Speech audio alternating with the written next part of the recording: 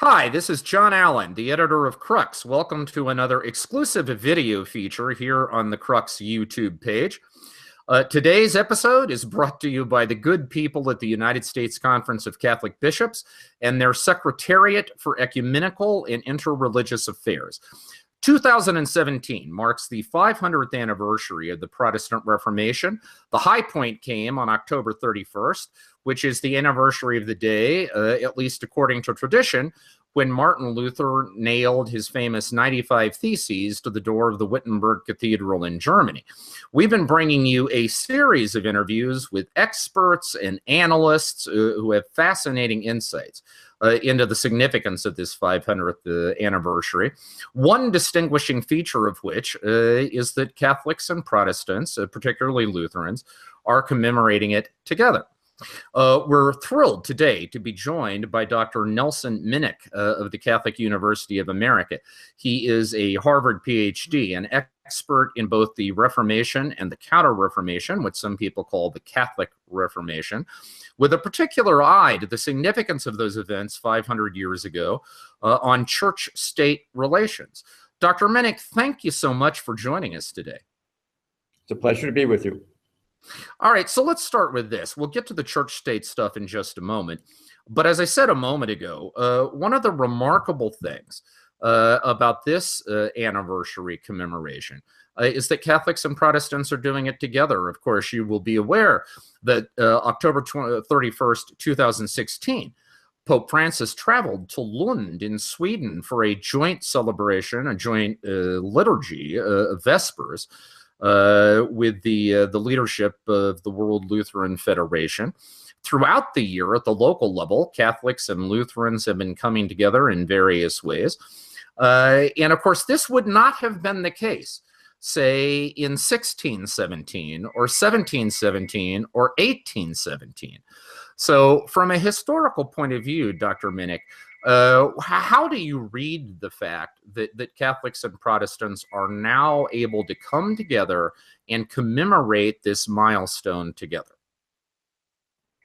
Well, I think we have to put a lot of credit to Vatican II with the decree on ecumenism. It opened up, and John XXIII's openness to our separated brethren, I think, a whole new atmosphere in the church.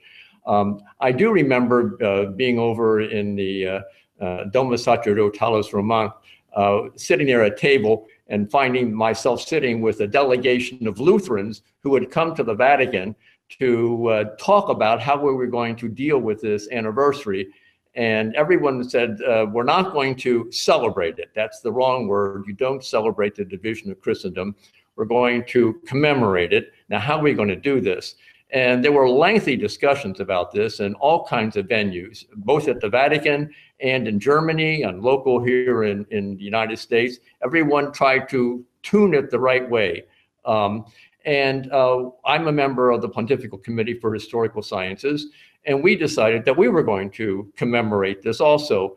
We wound up putting on two programs, one in Rome and one here in Washington, D.C.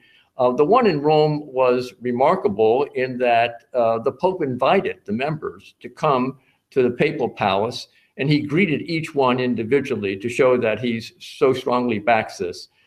They invited important people from Germany and Catholics in an open discussion. We did the same thing here in Washington, and the Pope sent a personal message encouraging us in our deliberations. Cardinal Worrell sent a message here to go to Rome. And we had there important people from Germany.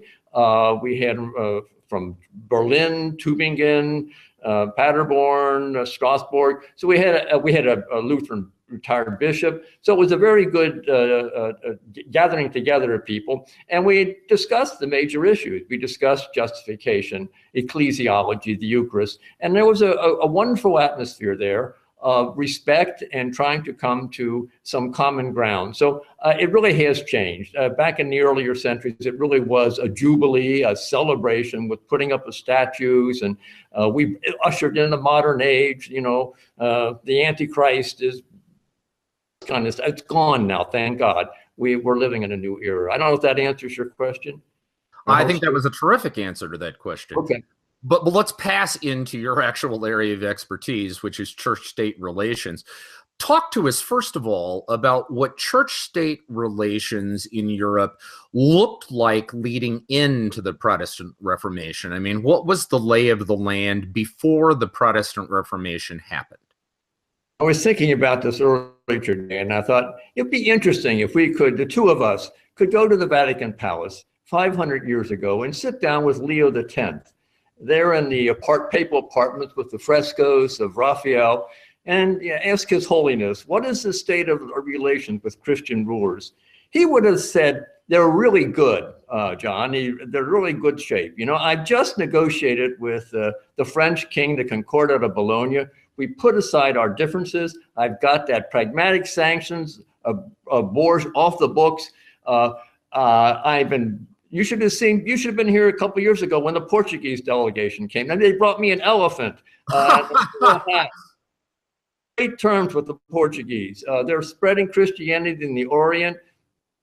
Great relations. The King of Spain, well, he's doing a great job. My predecessors, Alexander VI, gave him patronage rights over the church in the New World. He's setting up dioceses, there's missionary. Great relationships with the King of Spain. And the conditions in Spain are really good. Wonderful conditions. The Portuguese, the Polish showed up here, Jan Waski, and we're negotiating a concordat with the King of Poland. Everything's fine. Look at what's going on here is, Earth, and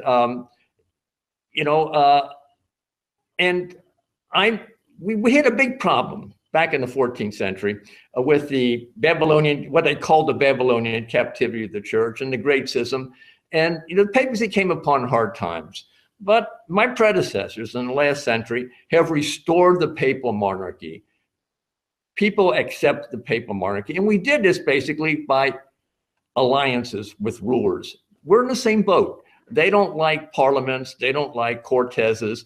We don't like councils. So there's a natural alliance here. We're all for strong central government, and with the natural alliance, and we negotiate our differences. We've got a whole series of concordats all worked out. So if you ask me what the conditions are, I say they're really good. The one problem I have is a crusade, trying to get these rulers to put aside their differences and unite in a common crusade against the Ottoman Turks. They're coming up the Balkans. We're in real trouble. We've got to get these guys together on the same page. That's my concern. They're great. Getting these rulers to work together on a crusade against the Ottoman Turks, that's my problem. That's on my plate. That's what I'm worried about. That's what he would have told us. And so let's talk, therefore, about how the Reformation scrambled all of that. What was the impact of the Reformation on church-state relations? Well, I think the popes had a big shock. Leo X, the year before our little interview here with him in 1517, had reissued Unam Sanctam, that great bull saying that I'm in charge of everything, spiritual, temporal, I hand out the swords right and left. Yeah, everybody's got to obey me in order for salvation. He would have been really shocked that people don't follow that. We had this donation of Constantine. The Constantine gave the popes the Western Empire. Now, some scholars are challenging that, saying it's a forgery. But no, we believe it. Matter of fact, in that apartment down the way there, the Sala Constantina, we've got to have a fresco up there of Constantine giving us the Western Empire.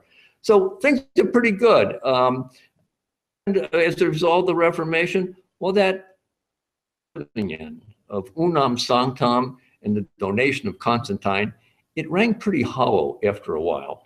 The popes things. They lost all of Scandinavia. They lost northern Germany. They lost the British Isles.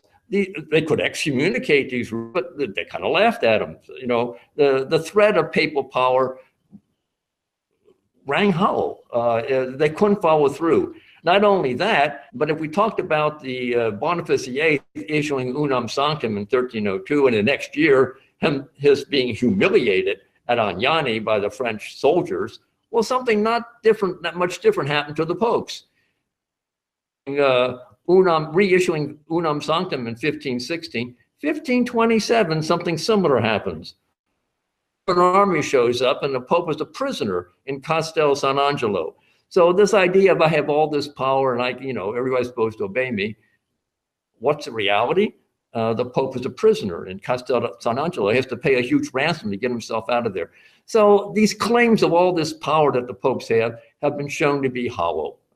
What they have to do is negotiate. And they also, with Protestantism, they need these secular princes protecting the church. They can't protect the church themselves. They need the cooperation of these princes, whether it's through an inquisition, banning books. They need rulers backing up the church. So we've got to cooperate together. We got to save what we got left here.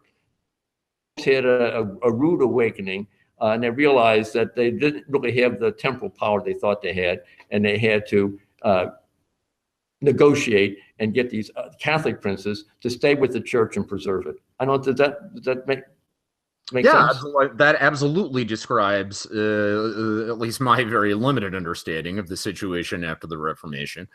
Now, listen, we don't have a lot of time left, but let me bring the conversation into the present, Dr. Minnich. Obviously, the situation in the Europe of the 15th and 16th centuries is a very different landscape than the situation in the United States of the early 21st century. But is there a lesson from what happened in terms of church-state relations in the era of the Reformation that might continue to have some relevance for us today? I mean, I'm thinking as I listen to you talk, basically the takeaway for the popes in the post-Reformation period had to be they can't simply snap their fingers and expect the secular powers, or anyone else for that matter, to obey. That they have to negotiate, they have to be willing to compromise in order to get anything done. Is in America in a very polarized time, is that a lesson that still has some value for us, that if you want to get anything done, you have to be willing to negotiate and to compromise? Absolutely.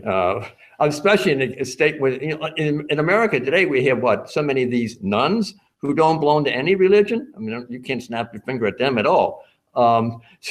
So I mean, if the church wants, first of all, the church has to have moral authority, and it has to restore its moral authority, which has gone through a difficult time of late. So they're going to have to restore that respect, and then they're going to have to get cooperation, not only with secular rulers, but it's going to have to be a teamwork. We don't have just one Christian church. We've got a group of Christian churches. I think that for the Pope to have real influence, I think he's going to have to get collaboration from the Episcopalians, the Methodists, the Lutherans, the Baptists. It's going to have to be a teamwork.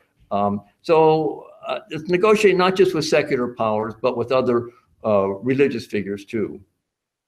Yeah, so building coalitions in a polarized time is perhaps a lesson from the Reformation that we can continue to ponder in the present.